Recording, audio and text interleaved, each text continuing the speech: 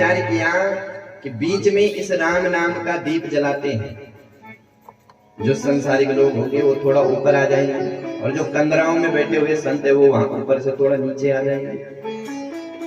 तो राम नाम मणि दीप धरू जे देहरी द्वार, तुलसी भीतर बाहिरों 24 चाऊ उजियार। दीपक को अगर दिगरी पर जलाओगे तो भीतर और बाहर दोनों जगह उजाला होगा। तो श्रीमद् भागवत का आध्यात्म दीप सनकादिकों ने हरिद्वार में जलाया। सुंदर बालू की व्यासपीठ बनाई गई। अब संतों की कथा है, पकड़ो जैसी चलती है। रेती की व्यासपीठ बनाई गई, चारों ऋषि व्यासपीठ पर विराजमान हो गए। उस कथा में समस्त वेद शास्त्र जितने भी देवता सब छद्म रूप में विराजमान हुए।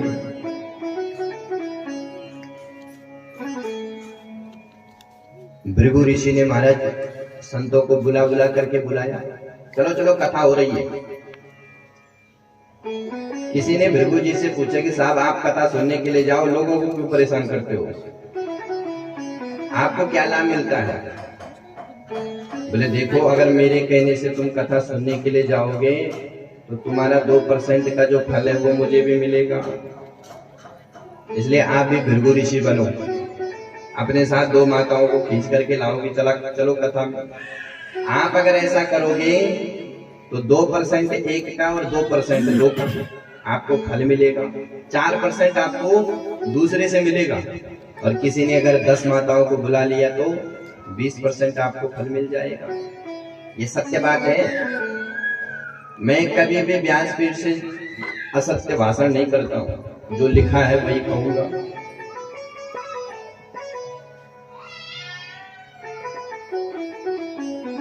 सारे ऋषि मुनि धावंती रसलम पटा सब दौड़ दौड़ करके आए हरिद्वार में। जया शब्दो नमः शब्दा शंख शब्दा तथैव च, खूब जय घोष होने लग गई।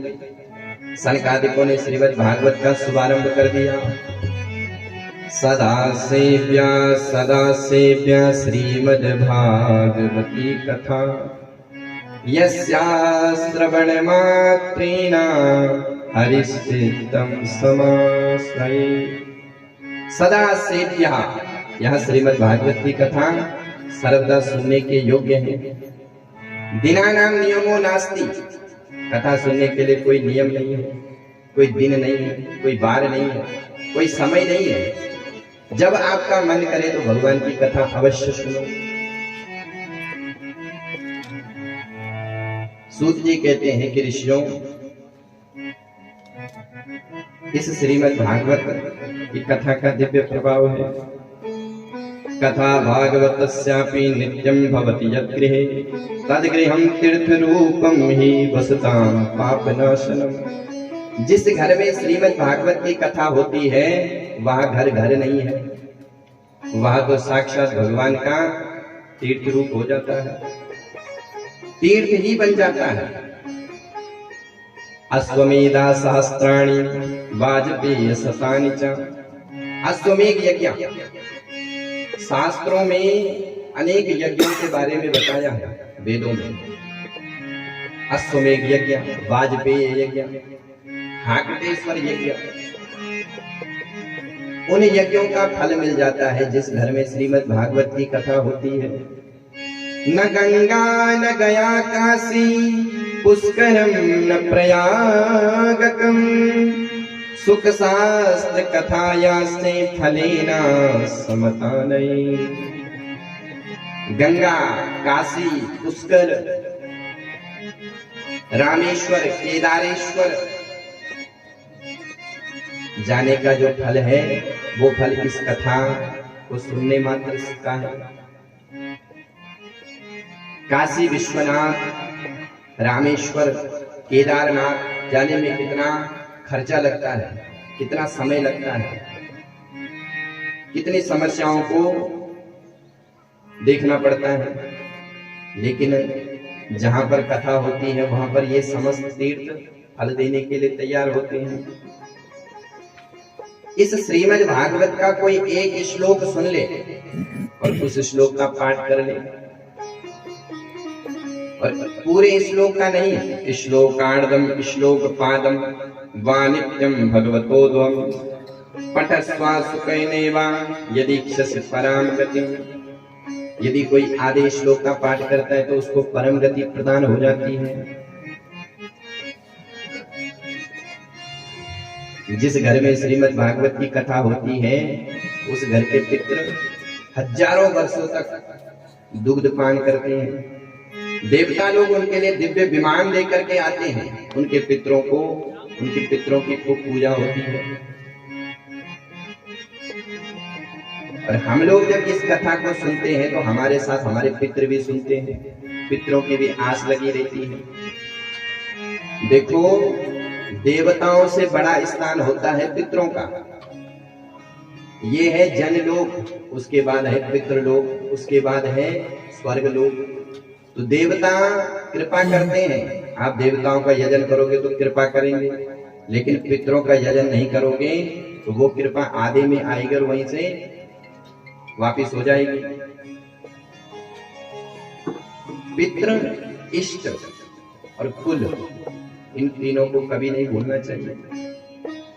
इनका हमेशा पूजन करना चाहिए, इनको हमेशा मनाना चाहिए।